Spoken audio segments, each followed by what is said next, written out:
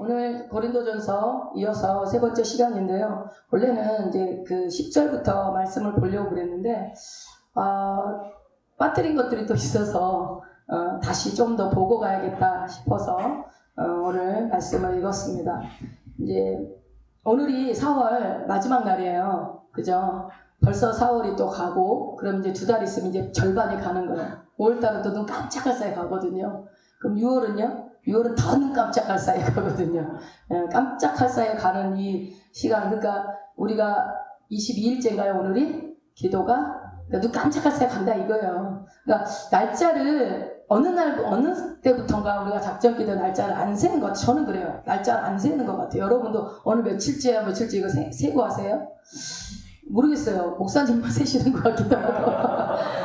저는 어느 날 이제 맨날 하니까 그냥 이렇게 하는데, 그렇지만 또 그 특정한 기간을 하나님이 우리에게 응답을 주시겠다고 약속하신 기간이니까 조금 더 마음가짐은 좀 달라야 되겠다. 그러니까 이게 뭐 날짜를 안 센다는 게 그냥 기도를 대충 하겠다는 게 아니라 그냥 이제는 늘 매일매일 아까 말한 것처럼 쉬지 말고 기도하는 삶을 사는 게 내가 사는 길이다 라는 걸 알아버렸기 때문에 누가 하라고 해서 하는 게 아니라 내 영혼의 때를 위해서, 나를 위해서, 내 가족을 위해서, 내 공동체를 위해서, 내 중보자들을 위해서 할 수밖에 없는 거죠.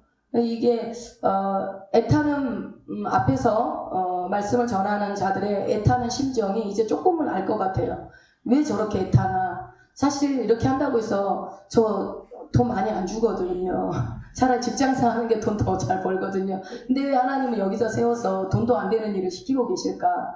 돈은 이 땅에서 내 생명 끝나면 다 썩어지고 없어질 거지만 이 땅에서 내가 주를 위해서 살았던 모든 것들은 하나님 앞에 면류관으로 나중에 하나님이 다 상으로 주실 거기 때문에 이 기대감으로 제가 꽤 같이 있었던 사람이거든요. 전 일당이 좀 셌던 사람이거든요. 그게 중요한 게 아니라 어쨌든 우리가 더 가치 있는 것을 발견해 나가는 것이 이 말씀을 듣는 시간이라는 거. 그러니까 여러분이 그냥 늘 듣는 말씀이 아니라 말씀은 살아있는 생명의 씨라고 있죠. 말씀을 들으실 때에 그 말씀이 정말 여러분이 정말 이것이 내 가치관으로 붙잡게 되면은 놀라운 삶의 역사가 일어나는 거예요. 사람이 변화되는 거예요. 보세요. 제가 변화돼서 여기 서 있잖아요. 불과 몇 년 전만 해도 제가 이럴 사람이 아니거든요. 우리 박은경 목사가 저럴 사람이 아니라고 제가 누누이 얘기하잖아요. 여기 앉아있을 인간이 아니거든요. 앉아있을 사람이 아니잖아. 그렇잖아요. 뭐 여기서 예외가 있어요? 여기 당당하게 앉아있을 사람이 있어요? 제가 보니까 여기 당당하게 앉아있을 사람 한 명도 없어요. 근데 어쨌든 저 같은 사람도 세워서 하나님이 이렇게 말씀 전하게 하시는 그 자체만으로 여러분들이 은혜를 받으셨으면 좋겠어요. 네. 자, 오늘 1절을 다시 한번 보시면 같이 읽어볼까요? 하나님의 뜻을 따라 그리스도 예수의 사도로 부르심을 입은 바울과 네, 여러분 여기서 바울하고 소스데네가 나오죠. 그러니까 혹자는 고린도서의 공동 저자가 바울하고 소스데네가 아니냐. 근데 여러분 소스데네가 누구라고 했죠? 고린도 교회 회당장이었죠. 근데 사실 썼는지 안 썼는지는 잘 모르겠어요. 그렇지만 특별히 같이 썼다는 근거도 또 없어요. 그렇기 때문에 공동 저자라고 단정 지을 수는 없지만 여기서 중요한 거는 공동 저자보다 더 중요한 게 여러분 뭐라고 그랬어요? 인사 첫머리에 바울이 무엇을 얘기하는 거? 사도권에 대한 얘기. 여러분 이게 계속 반복이 되는 것은 사도 바울의 서신서가 13개인데 13개 중에 사도권 얘기가 없는 거는 사도권 시비가 없는 거지만 인사 첫머리부터 사도권을 얘기했다는 것은 어마어마한 사도권 시비가 있었다는 거. 이걸 좀 오늘 좀 더 구체적으로 말씀을 드리려고 그래요. 그래서 사도권에 대한 방어적 표현을 첫 절부터 쓰고 있는 것입니다. 인사 첫머리부터. 첫째는 그러니까 하나님의 내가 뜻을 따라 되었다는 거예요. 뭐가 사도가. 방금 전에 제가 그랬죠. 이 자리에 앉아있는 사람이 과연 누가 있느냐. 하나님의 뜻이 아니냐. 하나님의 은혜가 아니면 이 자리에 우리가 앉아있을 수 있는 자가 아무도 없다는 겁니다. 그런 것처럼 바울도 내가 사도 된 것은 누구의 뜻이다? 오직 하나님의 뜻이라는 거예요. 그래서 나는 또 누구한테 부름을 받았다고요? 예수 그리스도께로부터 부름을 받은 자라는 거예요. 바울! 야 사울아! 너 바울해. 너 이방인의 사도해! 하고 예수님이 직접 부르셨다는 거예요. 직접 부른 자만이 사도라고 했습니다. 그렇게 됐다는 거죠. 그래서 이거는 내가 사도야 하는 어떤 우월감을 나타내려는 것이 아니고 나 사도야 자랑하려고 그러는 것이 아니라 왜 이렇게 말했을까요? 고린도 교회를 설립을 했잖아요. 바울이 1년 6개월에서 약 8개월 정도 고린도 교회에 머물렀단 말이에요. 고린도 지역에서 교회를 세우는 동안에 바울은 어마어마한 눈물과 땀과 수고를 해서 그 교회를 세워. 물론 어느 교회 하나 그렇게 세워지지 않은 교회가 없어요. 그러나 특별히 고린도 교회는 엄청난 영적 싸움이 있었던 곳이었습니다. 그곳에서 1년 반이 넘는 세월 동안 복음을 전했는데 이 사도권 시비 때문에 물거품이 될 수 있는 상황에 위기에 처한 거예요. 그러니까 제가 이렇게 몇 년 동안 여러분 앞에 이제 목사 안수 받고 이렇게 설교를 했는데 어느 날 누가 와서 쟤 가짜래! 그러고 그러면은 여러분 어떻게 되는 거예요? 그동안 했던 모든 설교가 다 가짜가 돼버리는 거예요. 그러니까 이런 게 있더라고요. 윤석철 목사님이 이단 시비가 있었었잖아요. 그렇다고 그분이 지금 이단이 아닌데 잘 모르는 사람들은 그 이단 시비 있었다는 것만으로도 이미 알려고도 하지 않아요. 말씀을 들으려고도 하지 않더라고요. 연세중앙교회 그러면 그 이단 시비 있었던 교회 그 이단에 가깝지 않아? 이러더라고요. 제 주변에 있는 목회자들이 모르시는 분들이. 근데 그렇지 않거든요. 그렇지 않죠. 우리가 말씀 많이 들어봐서 알잖아요. 근데 어쨌든 한번 그렇게 스크래치가 나면은 그렇게 선입견을 가지고 본다는 거예요. 그런데 더더군다나 지금도 이러할진데 그 당시에 바울이 1년 반 동안 세워놨던 그 고린도 교회에 그 눈물과 땀방울을 흘리며 수고했던 그 복음이 망가져버리면 어떡하냐고요. 바울은 온통 그거에 대한 마음에 아픔이 있었던 거예요. 복음까지 망가지면 어떡하냐라는 거. 자, 그런데 고린도 교회는 왜 사도 바울의 사도권을 가지고 유난히 집요하게 시비를 걸었을까? 왜 그랬을까요? 그러니까 자꾸 가짜라고 그러는데 여기에는 우푼이라고 그래야 되나요? 웃기면서 슬픈? 하여튼 우푼 이야기가 스토리가 있어요. 자, 고린도후서 10장 10절을 한번 봅시다. 이게 고린도 교회 분쟁이 되기도 했던 문제가 고린도후서 10장 10절에 있습니다. 고린도후서 10장 10절입니다. 읽어보시기 바랍니다. 그 몸으로 대할 때는 약하고 말이 네, 이거 누구 말하는 거야? 바울 얘기하는 거죠. 이게 무슨 얘기냐면 사도 바울은 굉장히 설교를 잘 못했던 것 같아요. 말을 잘 못했던 거예요. 그러니까 이 사람은 글을 보면 글발이 좋아. 글은 기가 막히게 잘 써. 이야, 막 글이 보면 힘이 느껴져. 막 이야, 이 사람 대단한데? 그런데 만나서 보면은 더더 뭐 이러면서 뭐 버벅거리는지 혀가 짧은 건지는 알 수 없겠지만 뭐 말을 막 어눌하게 하는 거예요. 잘 못해요. 그러니까 사람들이 의심해요. 저 진짜 사도 맞아? 말도 못하는데 왜 사도야? 뭐 사도래? 말도 못하는 게 무슨 사도래? 라는 거예요.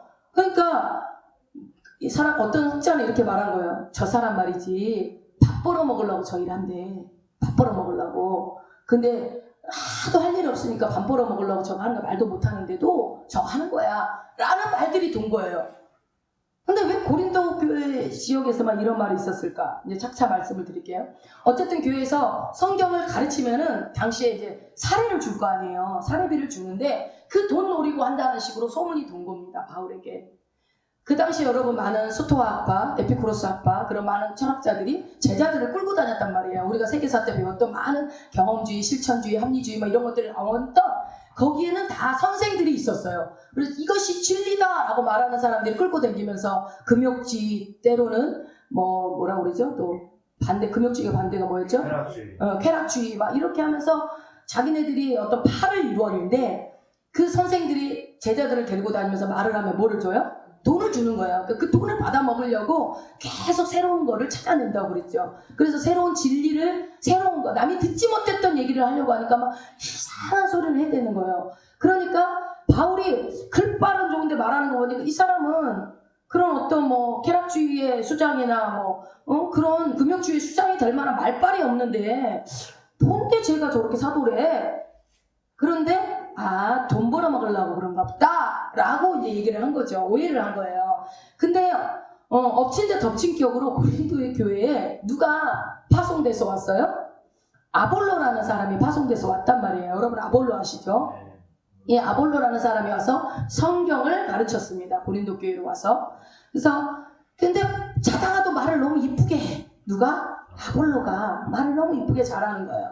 자, 우리 한 군데를 봅시다. 아볼로가 어떤 사람이었는지. 사도행전 18장 24절부터 28절까지, 사도행전 18장 24절부터 28절까지 아볼로에 대해서 나옵니다. 같이 읽어봅니다. 시작. 알렉산드리에서 난 아볼로라는 유대인이 예배소에 이르니 이 사람은 학문이 많고 성경에 능한 자라. 그가 일찍 주의 도를 배워 열심히 예수에 관한 것을 자세히 말하며 가르치나 요한의 세례만 알따름이라. 그가 회당에서 담대히 말하기를 시작하거늘 브리스길라와 아굴라가 듣고 데려다가 하나님의 도를 더 자세히 풀어 이르더라. 아볼로가 아가야로 건너가고자 하니 형제들이 저를 장려하며 제자들에게 편지하여 영접하라 하였더니 저가 감에 은혜로 말미암아 믿은 자들에게 많은 유익을 주니 이는 성경으로서 예수는 그리스도라 증거하여 공중 앞에서 유력하게 유대인의 말을 이기밀러라. 예. 여러분 여기 보니까 브리스길라 아굴라가 나오죠. 아볼로를 가르친 사람이 누구예요? 예, 브리스길라 아굴라. 그러니까 브리스길라 아굴라는 바울한테 엄청 열심히 배웠던 거예요. 그래가지고 이제 아볼로를 만났는데 이 사람이 학문도 많고 성경에 능한 거예요. 근데 아직 뭐예요? 요한의 세례밖에 모른다고 하니까 잘 가르쳐가지고, 그러니까 이 사람이 믿음이 들어가고 성령 세례를 받고 나니까 내가 고린도 교회에 가겠다고 그렇게 간 거죠. 그래서 아볼로는요 무엇을 공부했냐면 여러분 수사학을 공부했어요. 수사학. 여러분 수사학이 뭔지 아세요? 수학을 공부하는 게 아니고 수학하고 역사가 아니라 이 수사학이 당시에 고린도 지역에 이 수사학 학문이 굉장히 성행했는데, 수사학은 어떻게 하냐면 다른 사람을 설득하고 그에게 영향을 끼치기 위한 어떤 언어 기법을 연구하는 학문을 수사학이라고 그래요. 이 수사학을 당시에 공부하는 게 굉장히 기본이었다고 해야 되나요? 그 고린도 지역에. 근데 이 아볼로는 이 수사학 공부를 한 사람이었어요. 그러니까 우리 옛날에 저 어렸을 때 웅변하고 이 연사 힘있게 외칩니다 이런 거 한번 다 안 해봤어. 저 이런 거 해봤는데 반에서 목소리 큰 사람도 대표로 나가서 이렇게 하잖아요. 그래서 목소리 크니까 한번 해봤는데 막 제스처도 해야 돼. 그리고 연습하거든요. 여기서 소리 질러, 여기서는 막 이렇게 하는 거 있어요. 그런 것처럼 그 연습을 한 거예요. 그러니까 언변이 뛰어나요. 그리고 논리가 있어요. 그러니까 말에 힘이 있어요. 그러니까 유대인들이 달라붙어도 말에 뒤져요, 안 뒤져요? 마지막 보니까 유대인의 말을 이기밀러라고 해서 다 이겨버려. 오면은 다 이겨버리는 거예요. 그러니까 이 시대에 유시민 같은 사람이라고 해야 될까요? 유시민 씨 어때요? 막 실실 쪼개면서 절대 안 지잖아요. 말 엄청 잘하잖아요. 누구한테 나도 뒤지지 않잖아요. 유시민이 누군지 몰라요? 그렇죠. 예수는 몰라도 유시민은 알아. 이거 유시민 씨. 그러니까 그런 식의 아볼로가 이렇게 말을 잘했어요. 그러니까 박식했죠. 굉장히 똑똑하고 박식했어요. 그러니까 유대인들이 궤변을 저번에 한번 제가 말씀드린 지식 얘기할 때 형광 등을 거쳐서 몇 헤리츠로 지나서 저기에 직각으로 부딪혀서 튀어서 나온 어떤 지식이 눈 귀로 들어가서 눈으로 나와가지고 막 이렇게 얘기한다니까요. 그런 말 궤변을 늘어뜨릴 때 아볼로는 눈 하나 깜짝 안 하고 대처를 했다 이거예요. 그래 하면서 딱 드는 거예요. 그래서 사람들이 자꾸 누가 누구를 비교해요? 바울하고 아볼로를 비교하기 시작했어요. 그러나 실질적으로 바울은 고린도 교회를 설립한 사람이란 말이에요. 지금으로 말하면 담임 목사님이세요. 담임 목사인데, 근데 뒤늦게 온 부사역자가 말빨이 너무 잘하고 말을 너무 잘하니까 어떻게 해요? 짜증나는 거지. 짜증나죠. 말을 너무 잘했어. 어떻게 하면 돼요? 그러니까 웃지 못할 이런 상황들이 벌어진 거예요. 그래서 이거를 자꾸 인간적인 비교를 한 거죠. 왜요? 고린도 교회 안에서 그렇게 이제 약간 미숙한 거죠. 어린 신앙이다 보니까 그 사람을 중심으로 고린도 교회는 그래서 어떤 문제가 또 생겼냐면 당파가 벌어진 거죠. 당파가. 그래서 자, 여러분 교회 주인은 누구죠? 우리 교회 주인은 누구죠? 목사님인가? 아니죠. 당연히 하나님이죠. 하나님인데 아직 미성숙하다 보니까 자꾸만 자기 기호에 맞는 파를 만들어내는 거예요. 원종오파, 체다이파 막 이런 식으로 파를 만들어내는 거, 어떻게 하다가 만들어내는. 그래서 계속 분쟁의 요인이 됐습니다. 이게 여러분 이게 현재 기록될 정도면 어마어마했다는 거. 지금 우리 여당 야당 싸우는 것 이상으로 어쩌면 파당 싸움이 있지 않았을까 싶습니다. 자, 1장에 11절 12절을 좀 볼까요? 우리 고린도전서 1장 11절 12절 한번 읽어봅시다. 내 형제들아, 근로의 지편으로서 너희에게 내 분쟁이 있다는 것이라. 이는 다름이 아니라 너희가 각각 이르되 나는 바울에게, 나는 아볼로에게, 나는 게바에게, 나는 그리스도에게 속한 자라. 네, 이게 서두부터 이런 얘기가 나왔다는 거는 이게 굉장히 큰 문제였다는 거죠. 그러니까 게바는 베드로잖아요. 근데 고린도에 왔다 갔습니까, 베드로가? 근데 그것도 몰라요, 사실은. 왔다 갔다는 사람도 있고 뭐 안 갔다는 흔적이 없으니까. 근데 어쨌든 게바파가 있어요. 뭐 당시 초대교회 수장이고 했으니까 또 정통 유대인들이 또 따랐을 수도 있죠. 그리고 또 심지어는 야, 바울이고 나발이고 뭐 아볼로고 게바고 다 필요 없어. 나 그리스도파. 이러면서 또 이제 그리스도파까지 생긴 거예요. 이렇게 교회 내에 몇 개의 파가 있어요? 4개의 파가 생겨, 4개의 당파가. 그래서 이게 심각한 분쟁을 이루고 있었다는 거예요. 어디요? 고린도 교회가. 그래서 고린도 전서가 이 교회에 이제 편지 형식으로 이게 전달이 되는데 바울이 그런 오해를 받았다는 겁니다. 그리고 그의 사도권이 흔들린 가장 중요한 요인 가운데는 이 사람이 사도권을 가지고 밥벌이 한다는, 아까 그 얘기, 밥벌이 한다는 거. 그래서 사도 바울이 마음이 너무 아팠어요. 밥벌이 한다고 하니까. 그러니까 1년 반 정도면 진짜 그곳에서 진짜 생명을 다해서 복음을 전했거든요. 그 아레오바고 설교를 들어보면 바울이 얼마나 집중하고 그 이후에 그 사람의 마음 상태를 보면 정말 힘들었던 것을 알 수 있어요. 그런데 이 성도들이 이토록 미숙해가지고 자신의 사도권을 가지고 자꾸 흔들어 놓으니까 그러면 좋다, 이렇게 하자. 바울이 결정을 합니다. 어떻게 해요? 기도 끝에 결심을 하는데 고린도 전서 9장을 한번 가보겠습니다. 9장 11절 뒤로 가서 자꾸 사도권에 대해서 오해가 있으니까 9장 11절 한번 읽어봅시다. 우리가 너희에게 신령한 것을 부렸은즉 너희 육신의 것을 거두기로. 네, 이게 무슨 말이에요? 이게 내가 너희들에게 하나님의 말씀을 가르쳤는데 그것 때문에 내가 고린도 교회에서 사례를 받고 먹고 사는 게 그게 이상한 거야? 그 말이에요. 왜냐하면 아까 말했잖아요. 수많은 철학자들이 말을 몇 마디 해주고 돈 받아 먹었다고. 그런데 나도 너희한테 하나님 말씀을 전했는데 내가 거기서 예를 들어서 돈을 받아서 내가 밥을 먹었다고 한들 그게 잘못된 거냐? 다른 사람들은 다 그렇게 하면서 왜 나는 그러면 안 되냐? 그 얘기를 하는 거예요, 지금. 그러니까 복음을 전하는 자는 복음을 전하는 것으로서 먹고 살아야 된다는 거예요. 그러니까 계속 12절 한번 읽어보세요. 이어서.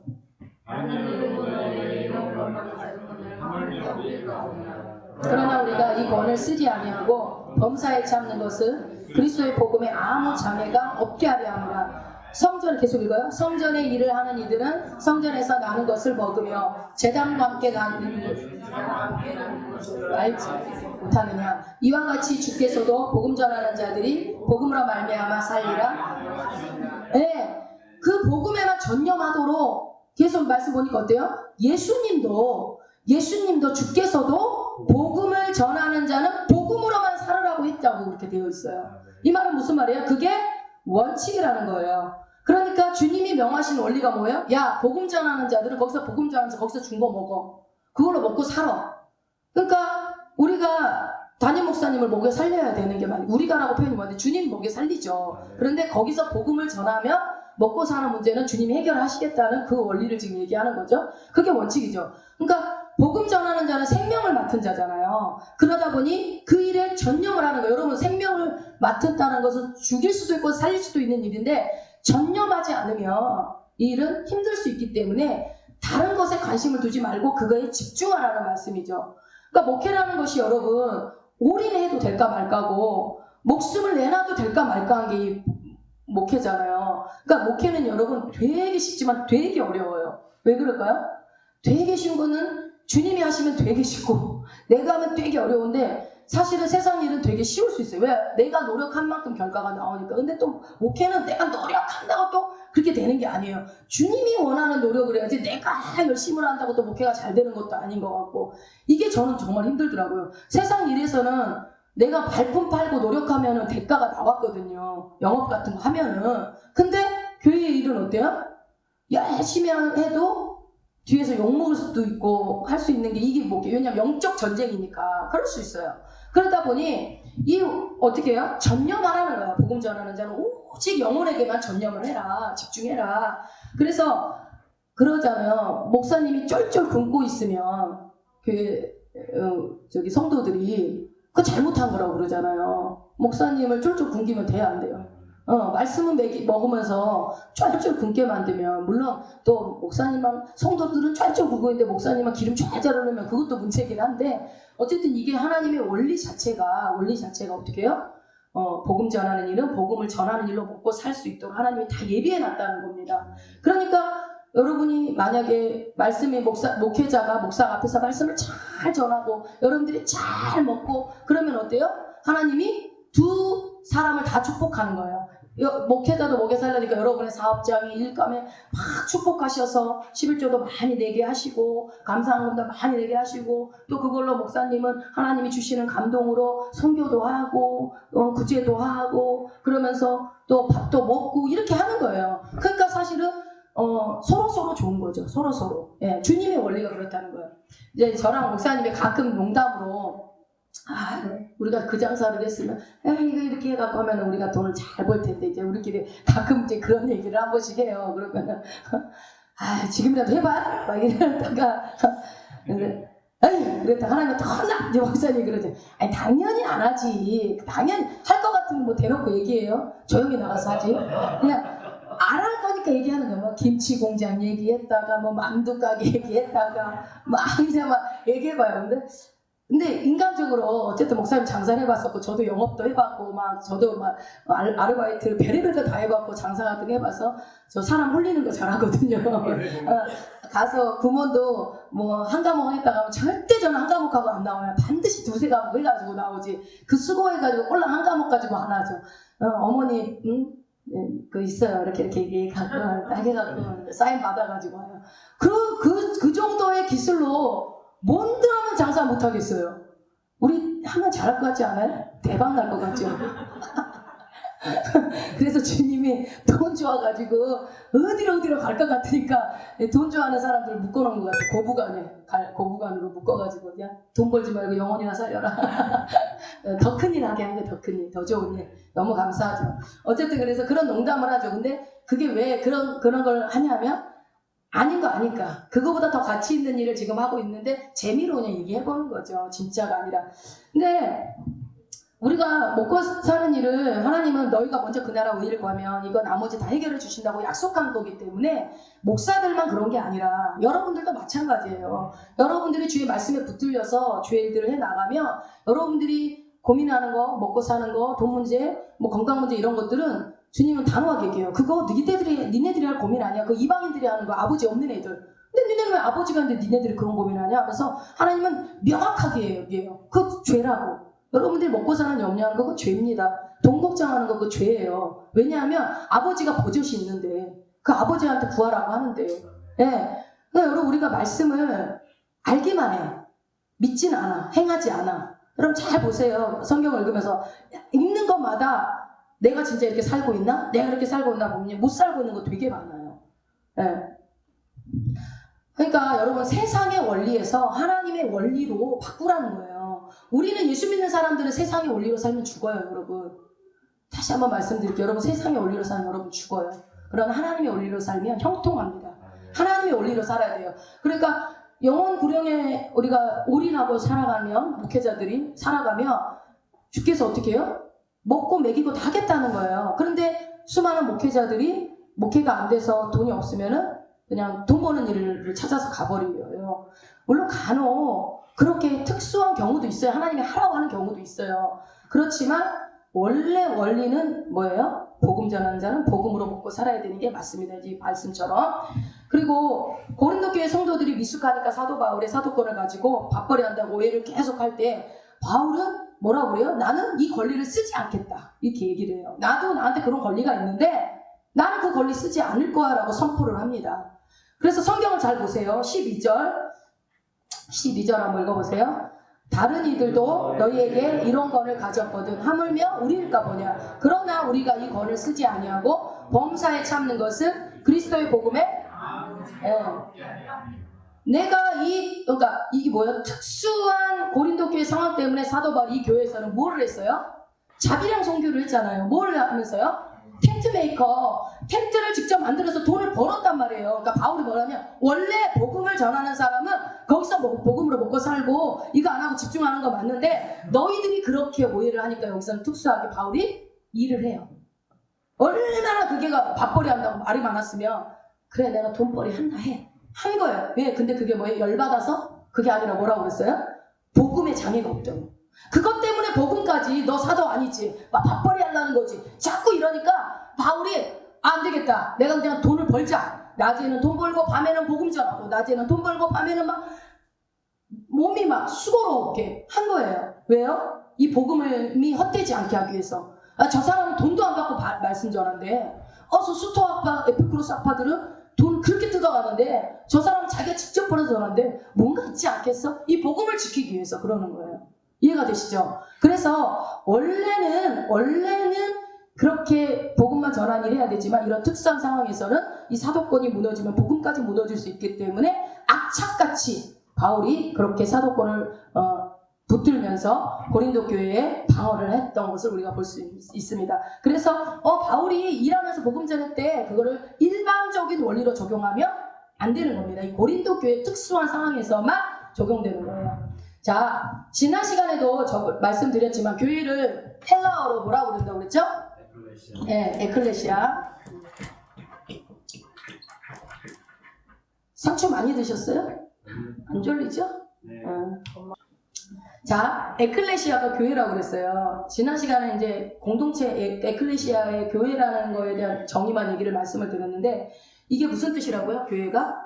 부르심을 입은 자들의 모임. 여기가 우리가 에클레시아죠. 그러니까 부르심을 입은 자들의 모임이에요. 그러니까 예수께서 불러주셔서 여러분들 한 사람 한 사람 불러서 이 공동체를 만들었어요. 이게 그래서 교회다라고 얘기를 하는 거죠. 그래서 그리스도인의 정체성에는 여러분 두 가지가 있다고 그랬어요. 뭐가 있다고 그랬죠?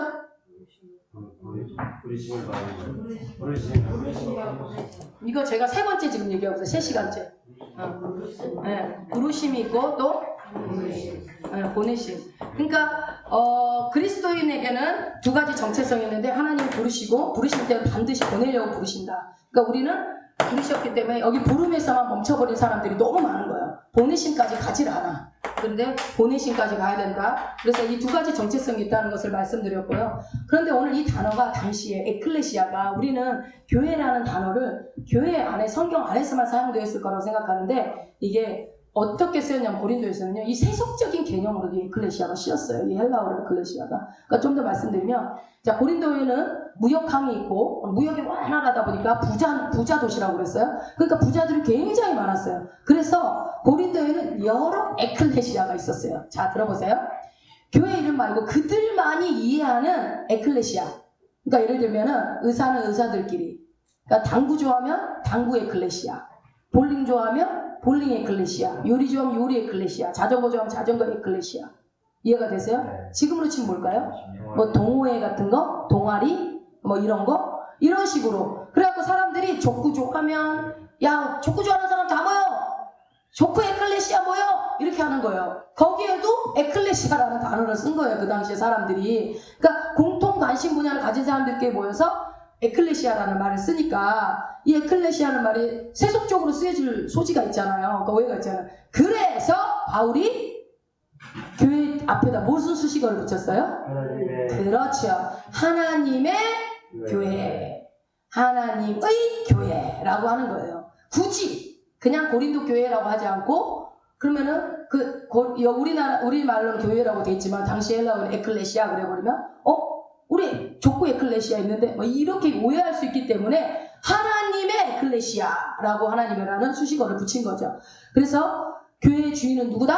하나님이다 라고 지금 강조하는 말씀을 하는 거예요. 그러니까 교회의 주인은 아볼로도 아니고 게바도 아니고 바울도 아니고 누구라고요? 목회자도 아니고 누구라고요? 오직 교회의 주인은 하나님이라고요. 근데 간혹 우리는 그렇지 않습니다. 목회자들 중에 이제 뭐 성도들을 뭐 그렇게 생각하는 경우가 있죠. 그러니까 교회 주인이 목회자라고 생각하는 나다라고 생각하는 목회자들이 있는 분들이 있으면 교인들을 이제 소모품으로 생각을 하고 뭐 어떤 일감으로 이해되는 그런 무서운 일이 벌어져요. 무서운 일이. 근데 이게 실제로 이런 일이 있는데 우리하고 상관없는 얘기라고 혹시나 제가 주인 노릇 하거든 여러분이 얘기를 하시면 될 것 같습니다. 무섭습니다 이러고. 자, 그래서 여러분 보면 교회 주인은 오직 한 분이시 우리 하나님이신데 간혹 보면 어떤 교회는 장로님께서 교회 주인으로 계신 분이 있죠. 또 어디에는 어떤 나이 드신 권사님이 교회 주인으로 계신 분도 있고요. 그거 그러면 돼야 안 돼요? 여러분 진짜 다른 건 몰라도요. 그런 거 하지 마세요. 4대가 망해 4대가 집안이. 그렇게 교회를 차지해서 왕노릇한 집안 난 잘된 꼴을 못 봤어요.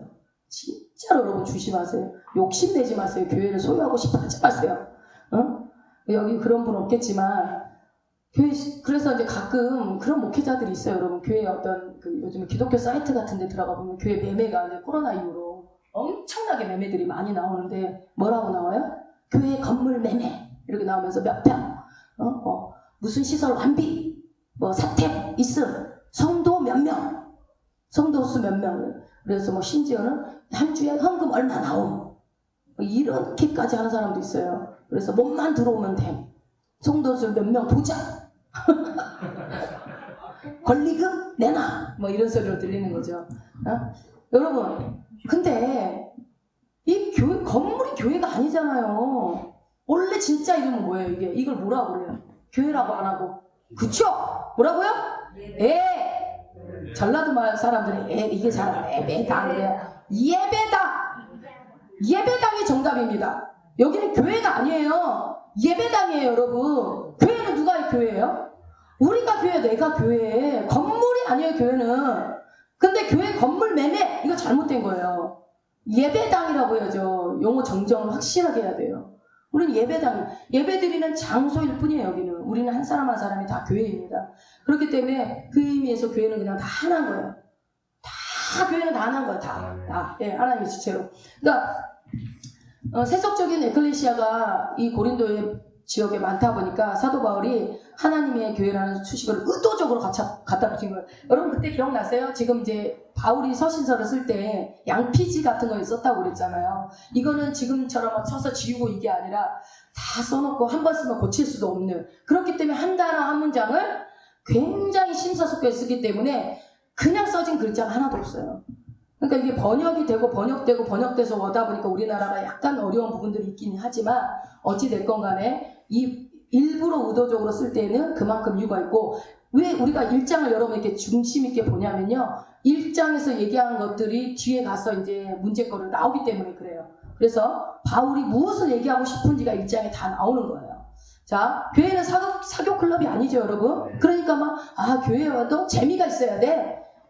뭐 재미있으면 좋겠지만 재미로 교회 오는 거 아닙니다, 여러분. 살려고 오는 거예요. 살려고.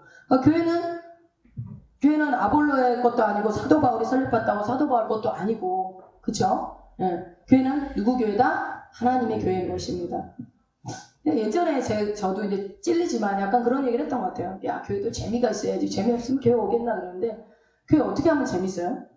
여러분? 어떨 때 재밌던가요? 성령 충만하면 재밌어요.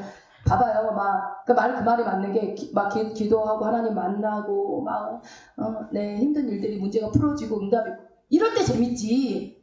만나가지고 재밌게 수다 떨고, 저 사람 기도 응답 받은 얘기 들어줄 때 재밌어요? 물론 그것도 즐거워해야지. 네, 같은 지체가 잘 되는 거니까. 그렇지만, 진짜 그래서 어디 놀러 가고, 매주마다 놀러 가야 되고, 매주마다 뭔 행사가 있어야 교회가 즐거워서 성도들이 온다라는 그런 인본주의적인 생각들을 갖고 있는 교회는 그건 잘못됐다고 생각합니다.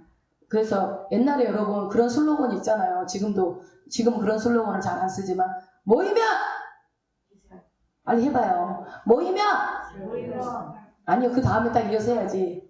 옛날 분들 모르시구나. 모이면 기도하고, 흩어지면 알고 계시네. 이거 옛날부터 이게 정통 슬로건이잖아요. 모이면 뭐예요? 딴소리 하지 말고 지직지직 수다 떨지 말고 기도나 해. 이거 아니에요. 모이면 기도하자.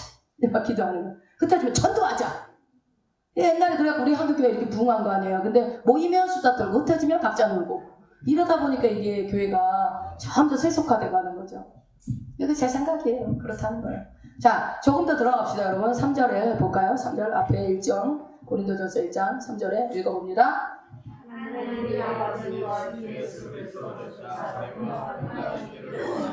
네, 여러분 이게 평범한 인사가 아니에요. 은혜와 평강에 대해서 저번 시간에도 얘기했지만 여러분 이 서신서에 이 인사말이 자주 등장하죠. 그쵸? 바울의 많이 등장해요. 근데 여러분 봐봐요. 이 순서가 틀린 적이 있어요, 없어요? 어디를 봐도 이 순서는 똑같아요. 뭐가 먼저 나와요? 은혜와 평강 중에 뭐가 평강이 먼저 나와, 은혜가 먼저 나와요? 네, 은혜가 먼저 나와요. 그러니까 여러분 평강이라는 개념이 뭡니까? 자, 인류의 고통과 슬픔이 찾아왔어요. 왜요? 평강이 깨졌기 때문에. 어떤 평강? 인류의 슬픔은 하나님과 인간의 관계가 깨지면서 그 평강이 깨져버린 거예요. 그쵸? 그래서 평강이 깨지면서 하나님의 관계가 깨지고 그 결과로 온 인류가 고통당하는, 해산하여 고통하여 아이를 낳고 땀을 흘려서 수고해서 벌어먹어야 되는 인류의 고통이 시작되었다고요. 그래서 모든 이 평강이 하나님과 관계가 깨짐으로 인해서 나타난 모든 결과들이 한마디로 뭐라고 그래요? 죄라고 하는 거예요. 죄가 이 땅 가운데 들어온 거예요. 하나님과 관계가 깨지면서. 그래서 예수님이 이 땅에 오신 목적이 뭐예요? 이 무엇을 회복하라는 거예요? 이 평강을 회복하라는 거예요. 안 믿는 것 같으니까 요한복음 가봅시다. 요한복음 20장 21절 22절을 한번 읽어봅시다. 예수님이 뭐하러 오셨는지 얘기하시죠. 그러니까 예수님이 부활하셔가지고 두려움과 무서움에 덜덜덜 떨고 있는 제자들한테 나타나셔요. 그러면서 처음으로 선언하셨던 말씀이 뭔가 읽어봅시다. 예수께서 또 가라사대 너희에게 평강이 있을지어다. 아버지께서 나를 보내신 것 같이 나도 너희를 보내노라. 이 말씀을 하시고 숨을 내쉬며 가라사대 성령. 왜 그랬을까요? 주님이 오신 목적이 뭘 주기 위해서라고요? 평강을 주기 위해서 오셨대요. 예수님이. 즉 하나님과 단절된 하나님과 인간이 단절이 돼서 끊어졌던 관계를 누가요? 예수 그리스도가 회복시키기 위해서 오신 거예요. 그게 뭐라고요? 평강이라고 하는 거예요. 그러니까 평강보다 먼저 전제되어야 될 게 뭐냐면 뭐예요? 하나님의 은혜로, 하나님이 우리에게 은혜를 베풀어서 예수 그리스도를 이 땅에 보내시고 그분이 이 땅에 오심으로 인해서 우리가 하나님과 깨졌던 평강이 다시 회복되는 역사를 보게 된다는 것입니다. 그러니 여러분 하나님의 은혜가 임해야 평강이 회복되는 것입니다. 믿으십니까? 네. 그래서 우리는 항상 하나님의 은혜를 구해야 돼요. 여러분 기도 어려워할 거 없어요. 그럼 뭐라고 해요? 하나님 나에게 은혜를 베풀어 주세요. 하나님 나에게 은혜를 베풀어 주세요. 하나님 은혜를 베풀어, 이 말만 해도 돼요. 은혜를 베풀어 달라고. 그래서 하나님의 은혜가 임하면, 그 갈구하는 은혜가 임하면 내 안에 샬롬, 평강이 임하는 거예요. 그러니 내 안에 하나님의 은혜가 끊어져 버리면 평강도 끊어져 버리는 거예요. 그럼 어때요? 그때부터 시끄러워지기 시작해요. 뭐가요? 내 속이 시끄러워지고 내 가정이 시끄러워지고 공동체가 시끄러워지는 거예요. 그럴 때 어떻게 해야 돼요? 시끄러워질 때 어떻게 해야 돼요? 하나님 은혜를 베풀어 주세요. 나에게 평강을 회복시켜달라고 기도를 하셔야 돼요. 아시겠습니까? 네. 그래서 사도 바울이 인사말에 이런 순서대로 나열한 이유가 다 있다. 여러분 지금 상황이 어떤 상황입니까? 이 바울이 고린도교 성도들에서 야 너 먹고 살라고 그런 짓 하는 거지? 라고 하는 그런 오해를 듣고 있는 데잖아요. 밥벌이 한다고. 근데 이렇게 지금 공격을 당하고 있어요. 그러면 여러분 같으면, 여러분이 사도 바울이라고 생각해봐요. 여러분 같으면 이런 유치한 공격을 당할 때 어떻게 하고 싶어요? 원종훈 집사 이거 하는 거 좀 밥벌이 하려고 지금 그러는 거지. 돈 1만원 2만원 받으려고 그러는 거지. 예를 들어서 10,000원 2만원 준다고 할 때 우리 교회는 피아노 치는 사람 돈 안 주지만 딴 데 가면 피아노로 치면 돈 꽤 짭짤하게 주거든요. 근데 만약에 세대 입사 왜 저는 안 줘요? 그러면은 돈이 없다. 나 하늘에 있어. 뭐 이렇게 제일 쉬운 말 하늘에 있어. 근데 원래는 그게 사실 나는 좀 돈 받는 게 맞는 건지 안 맞는 건지 모르겠는데 돈 받는 사람들 얘기 들어보면은 이 피아노 치려고 돈이 얼마나 들었는데 막 그러더라고요. 근데 그걸 왜 하나님한테 와서 뽕뽕 묻는지는 모르겠어요. 근데 아무튼 뭐 몇 탕 뛰면 한 달 월급 나온다 하더라고요. 딴 데가 좀 뛰어봐. 어려우면. 우리는 안 주니까 여기서 밥벌이 생각하지 말고. 네.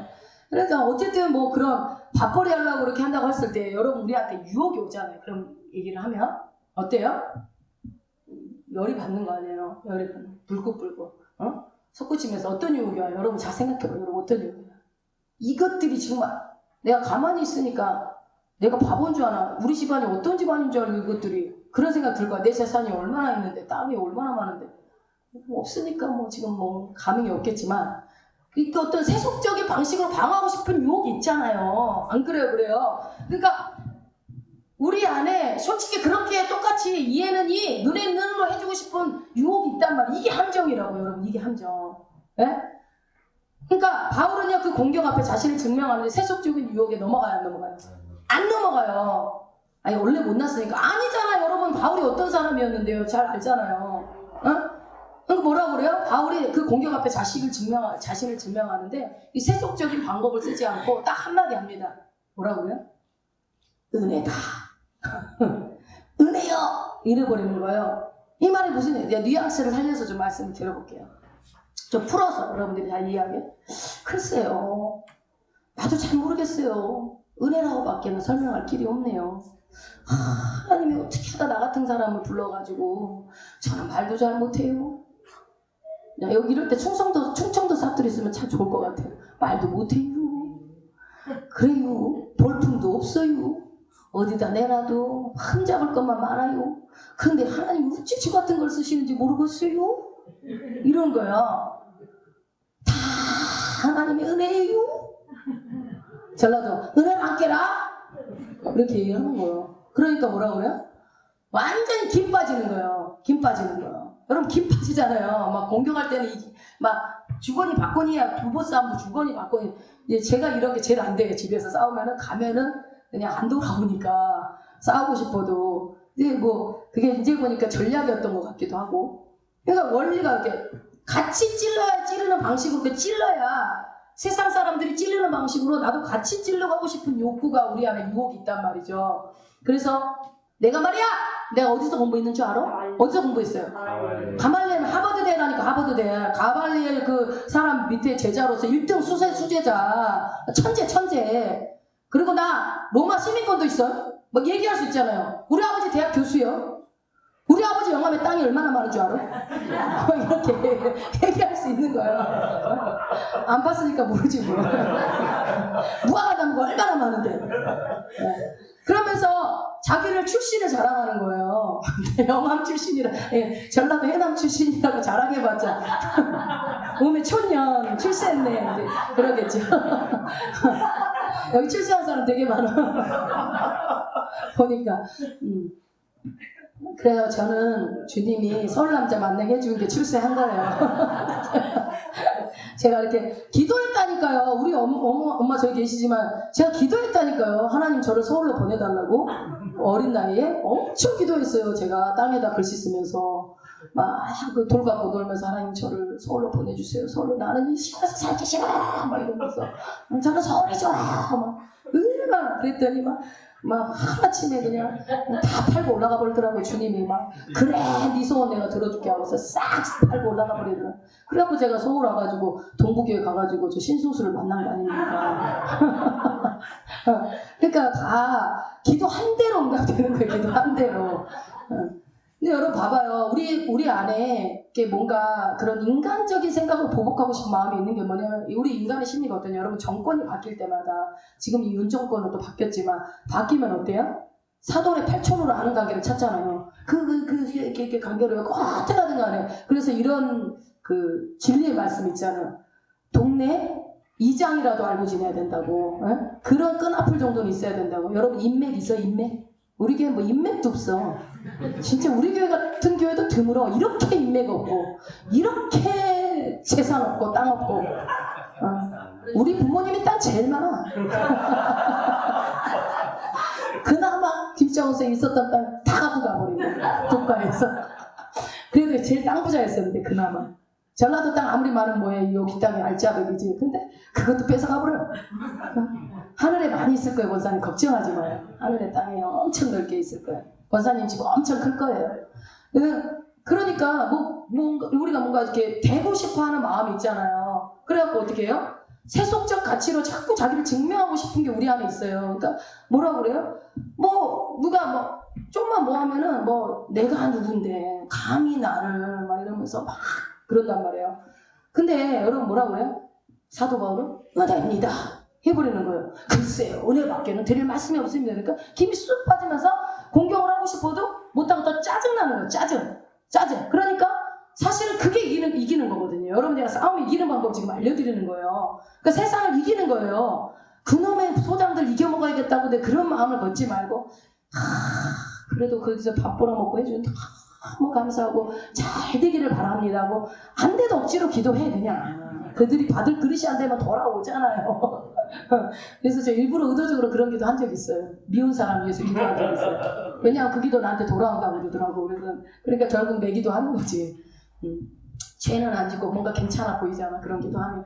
그런데 우리는요, 계속 세속적인 방법으로 이기고 싶어 하는데 어떻게 해요? 그래, 계속 공부 좀 더 해보자. 내가 공부해가지고 저것들 확 그냥 눌러버릴 거야. 혹은 그런 식으로 뭐라 그래요? 하나님, 그래도 인서울은 들어가야 되지 않겠습니까? 인서울은 좀 들어가줘야, 학교 정도는 들어가줘야 그래도 뭔가 하나님 살아계시다는 거 증명되지 않겠습니까? 혹은 여러분들이 한 번쯤은 다 했을, 하나님, 그래도 내가 사업이 대박이 터져야 일가 친척들이 하나님 믿는 사람 뭐가 다르구나 하고서 하나님이 살아계신 걸 나를 통해서 증명할 수 있지 않겠습니까? 하나님, 나에게 복 주시옵소서, 돈 주시옵소서.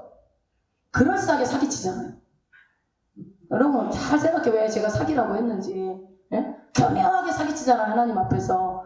이게 아니라고요. 나 진짜로 내가 잘 돼서 나 나누고 베푸고 살고 하나님 증거하려고 내가 복주라고 한 거지, 내가 나 혼자 잘 먹고 잘 살려고 그런 거 아니라고. 아무리 백날 얘기해도 여러분, 그런 기도하는 순간 이미 그 속에 그런 깔려있는 게 있다니까요. 왜냐하면 하나님은 그런 방법으로 일 안 해요. 여러분, 예수 믿어서 부자 되려고 예수 믿으라는 얘기 한마디도 없잖아요. 그러니까 그런 식으로 나를 통해서 하나님이 영광이 될 거라고 생각하는 걸 누가 주는 생각이에요? 하나님이 그러면 내가 사업에 망하고 내가 돈을 못 벌고 인서울에 못 들어가면 하나님 영광 못 받아요? 내 인생을 통해서? 그렇지 않은데 왜 그런 방법으로 하나님이 영광 받으셔야 된다고 얘기하냐고요. 그러면서 하나님, 내가 늘 얘기했죠. 하나님, 저에게 물질을 주세요. 그럼 제가 선교할게요. 하나님께 내가 좋은 일 할게요. 안 주고 하나님이 직접 하면 되는데 왜 본인이 받아서 하려고 그러자고요. 하나님 거를 왜 달라고 그래. 하나님 혼자 알아서 할 수 있는데. 그 속에 깔려있는 게 우리 속에, 그러면서 교묘하게 말한다고 내가 하나님 앞에 영광 올려드리려고 그래요. 잘 되면 예수 안 믿는 저 누구가 내가 잘 되는 거 보면 하나님 살아계시다고 믿지 않겠습니까? 라고 생각을 한다고요. 여러분, 그런 방법으로 예수 믿는 사람 몇 명이나 될 것 같아요? 안 그래요. 그런 방법으로 예수 믿지 않고 어떨 때 예수 믿냐면요, 저 사람이 정말 어렵고 힘든데요, 얼굴이 찌그러지지 않고 아무리 어려운데도 늘 기뻐하고 감사하고, 큰 절망할 수 있는 환경 속에서 늘 감사하면서 없는 돈 형편에서도 남한테 100원이라도 200원 나누면서 행복하게 사는, 쟤는 누가 봐도 절명해야 될 상황인데 왜 저렇게 밝고 행복하고 기쁘게 이거 보고 오는 거지. 돈 많이 벌어가지고 내가 부자 됐으니까, 나도 저 사람처럼 부자 되야겠다고, 예수 믿어 부자 되겠다고 그러고서 교회 오는 사람들 있지요. 그런 사람들 근데 부자 돼야 안 돼요? 안 되니까 다 나가잖아.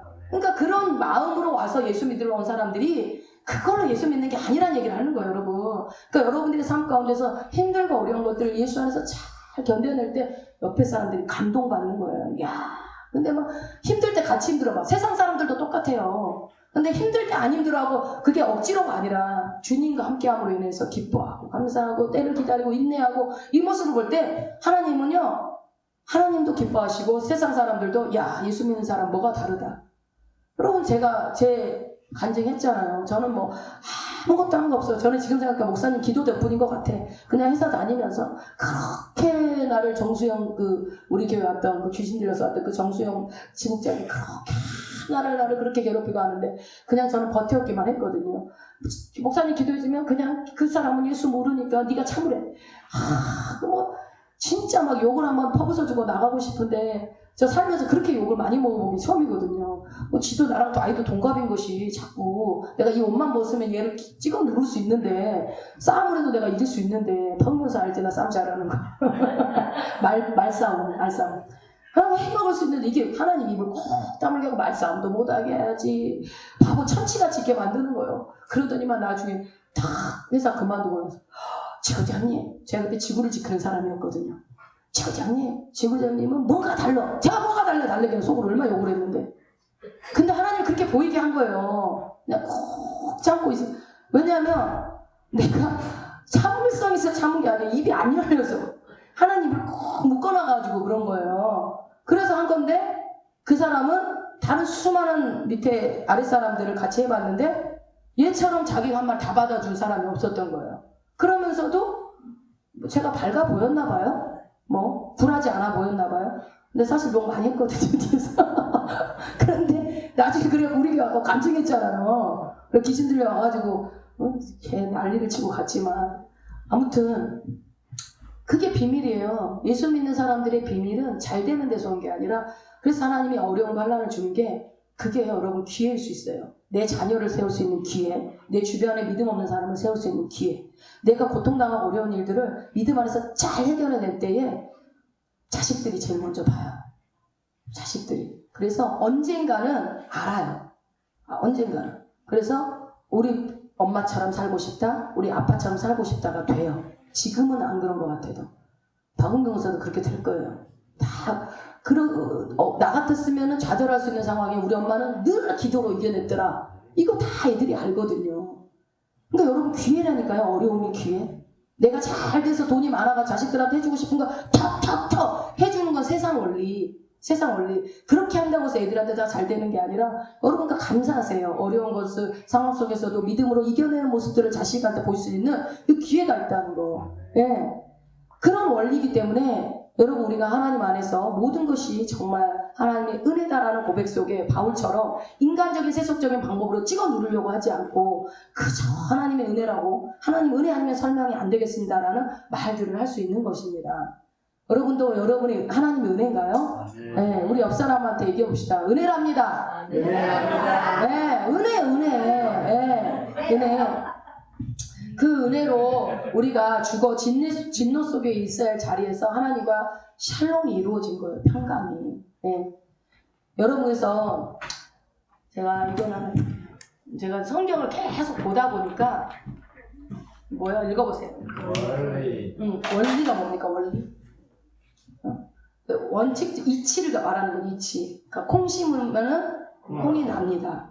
그리고 봄에 심으면 가을에 수확이 있어요. 이거는 원리입니다. 그런데 봄에 심지 않으면 가을에 거둘 게 없어요. 이거는 누구나 다 아는 원리예요. 여러분 믿음으로 사는 거 있어서 그러니까 우리가 그리스도이니까 신앙 안에 살 때 항상 여러분 이 원리를 성경에서 찾아보세요. 그러면요, 여러분 우리가 설교 내용에 집중할 필요도 없어요. 말씀에 다 나와 있어요. 그러니까 말씀을 제대로 안 들으니까 자꾸 메신저한테 집중하는 거예요. 설교자한테. 설교자는 사람이에요. 믿을 게 없어요. 믿을 수가 없어요. 성경 말씀 원작자 저자 예수 그리스도와 성경에 집중하면 돼요. 성경 안에 설교는 설교하면서 틀릴 수도 있다니까요. 그러나 성경은 안 틀려요. 성경 안에서 뭘 찾아요? 이 원리를 찾아보세요. 고난에 처했을 때 어떻게 하면 회복되는지 그 원리를 찾고 내가 응답을 받을 때 어떻게 하면 응답을 받는지 이 원리만 알면요. 신앙생활이 너무 쉬운 거예요. 언제 보니까 원리가 있더라고요. 성경에. 다 이 원리가 있는 거예요.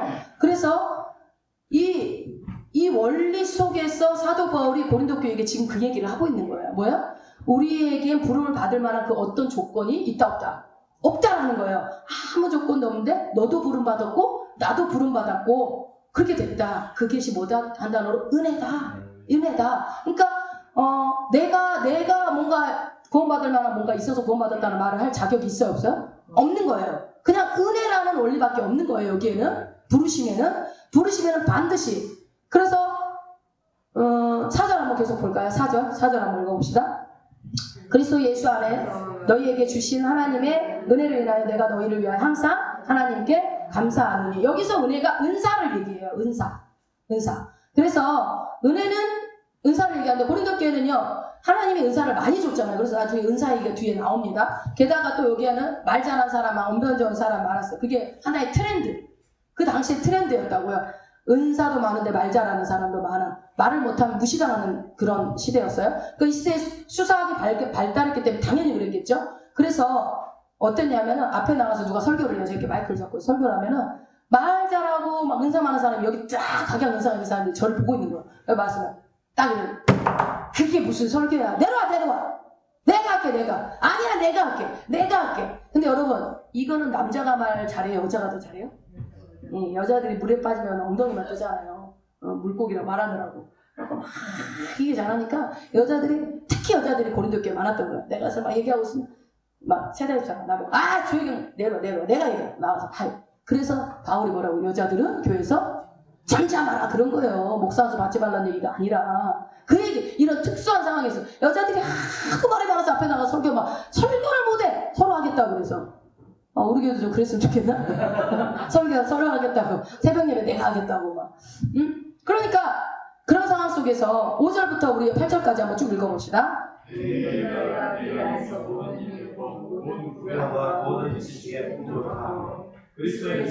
너희 지금 번복해 되어 너희가 모든 은사에 부족함이 없이 우리 주 예수 그리스도의 나타나심을 기다립니다. 주께서 너희를 우리 주 예수 그리스도의 날에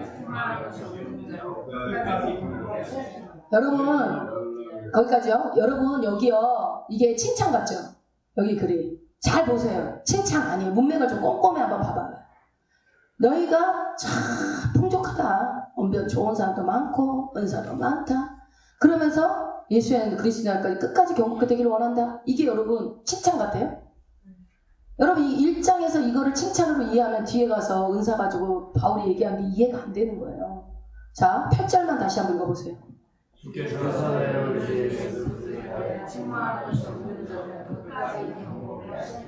그러니까 여러분 이 말씀이 지금 상태가 완전하다는 얘기일까요? 아직 부족하다는 얘기일까요? 네, 부족하다. 이 문맥이 파악이 돼야 돼. 그래서 고린도 교회 성도들이 영적인 상태는 아직 뭐라는 거예요?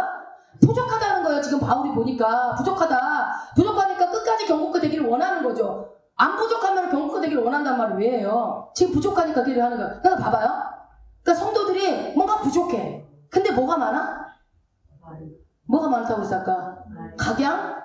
은사가 너무 많은 거예요. 영적으로는 부족한데 은사가 너무 많아. 그럴 수 있나요?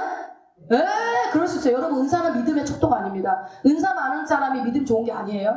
은사는 하나의 현상일 뿐이지 그것으로 믿음을 척도를 하면 안 돼요. 그러니까 근데 당시에는 봐봐요. 그 당시에는 고린도 교회는 은사가 많은 거예요. 그러니까 이게 역설인 거예요. 우리가 보기에는 은사가 많으니까 믿음 좋은가 보다라고 생각을 하는데 이 은사가 많은데 뭐가 부족하다고요? 뭐가 완전치 못한 거예요. 은사는 많은데. 그러니까 여러분 한 교회에 은사를 하나님 많이 주신 데는 목적이 있는데 은사를 주는 목적은 뭐예요? 부족한 부분을 보충하고 섬기라고 주는 거예요. 목적은 딱 그거 하나뿐이에요. 은사를 자랑할 필요는 있어요? 없어요? 절대 자랑할 필요 없어요. 왜? 은사는 하나님이 선물로 주는 건데 그거는 뭐예요?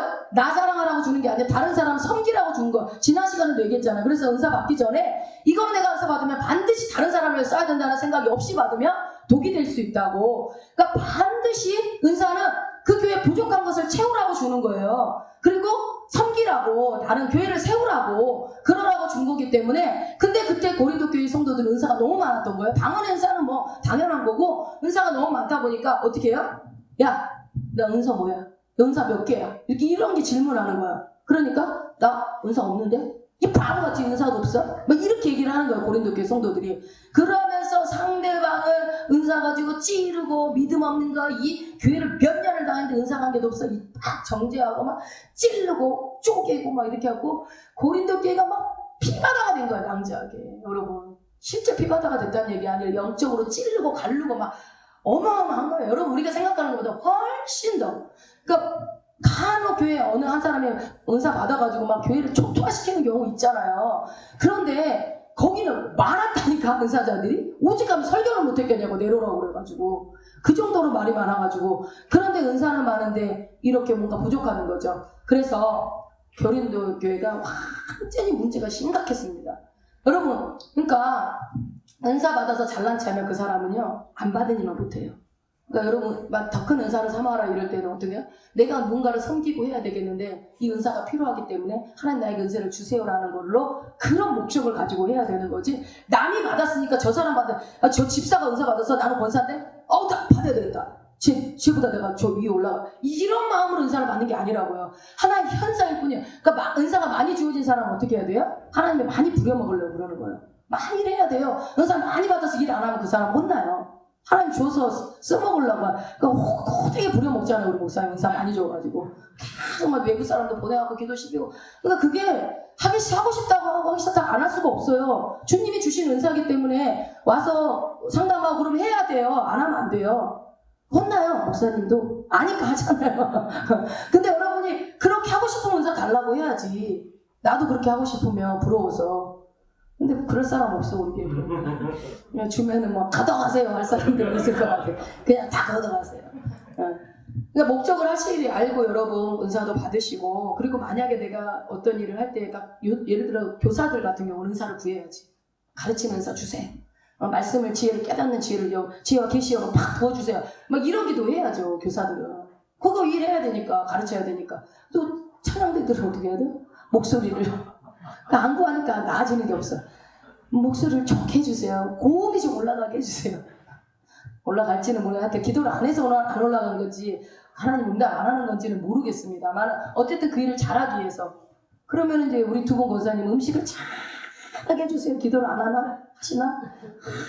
맛있게 그냥 소금만 넣어도 그냥 맛있게 그냥 콧기름 하나만 착 발라도 그냥 요리가 되게 그러기는 쉽지 않겠죠. 어쨌든 그런 내가 맡겨진 일을 잘하기 위해서 은사를 구하는 것은 필요하다 이겁니다. 네. 그러면서 사도 바울이 9장의 9절을 한번 읽어봅시다.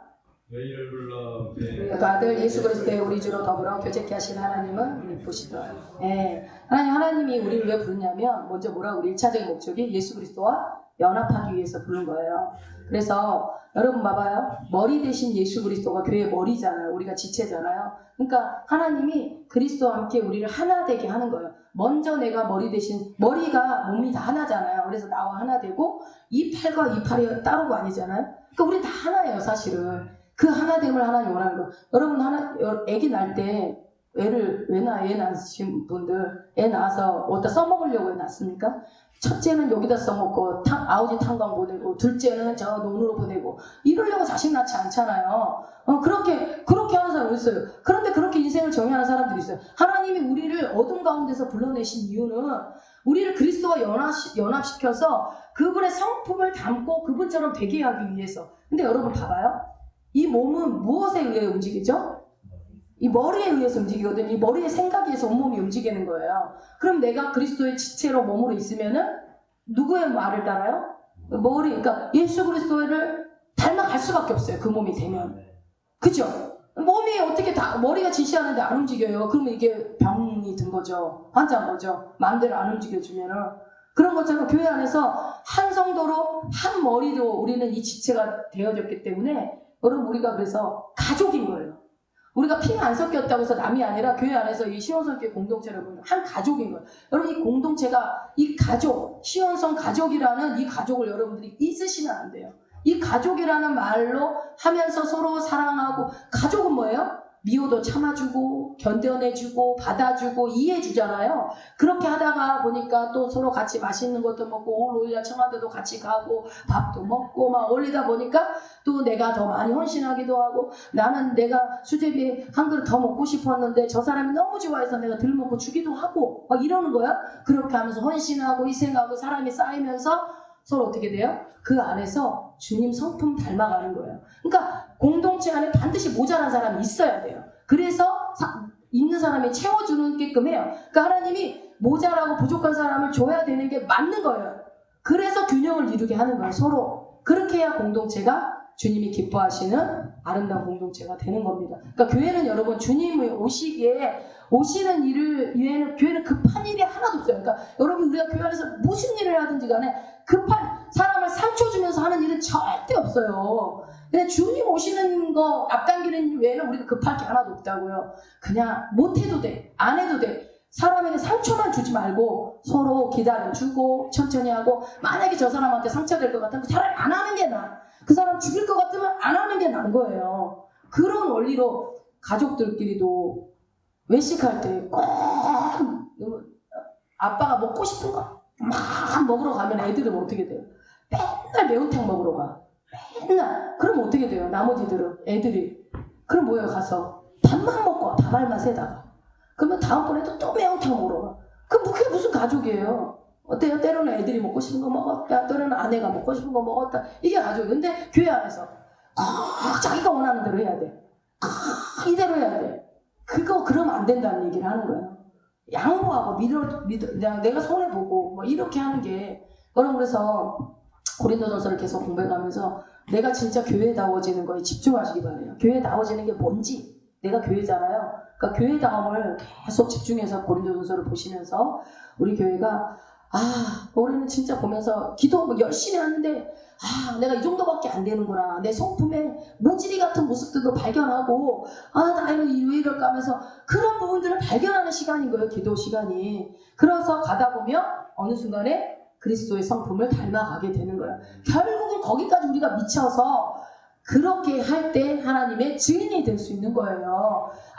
뭐 삶은 개판으로 살면서 내가 증인이다 소리친다고 되는 게 아니라, 그쵸? 마무리하겠습니다. 여러분, 한 주간에도 이 신실하신 그 하나님과 함께 동행하시면서 정말 우리 시온성 가족들이 그리스도 안에서 정말 그리스도의 성품을 닮아가면서 항상 남을 먼저 대접하고 아름다운 사랑의 공동체로 준비되었으면 좋겠어요. 그러면 여러분 진짜 하나님이 사람 몰아넣는다니까요. 막 보낸다니까요. 이 사랑의 공동체가 만들어지면. 그러니까 우리는 지금 기도하면서 뭐만 하면 돼요? 내가 빨리 얼반 교회로 만들어지기만 하면 돼요. 그래서 사랑하고 양보하고 막 이렇게 남을 더 막 이 아름다운 공동체가 만들면 하나님이 사람을 안 보낼 수가 없어요. 안 보낼 수가. 여러분 진짜 생활에 만나면 그냥 만들어 버리니까요. 그럼 교회가 부흥은 순식간에 돼요. 순식간에. 그런 일이 될 줄은 믿습니다. 네. 그런 마음을 가지고 우리 한 주간에도 열심히 기도하고 사명 감당하는 저와 여러분 되시길 축원드립니다.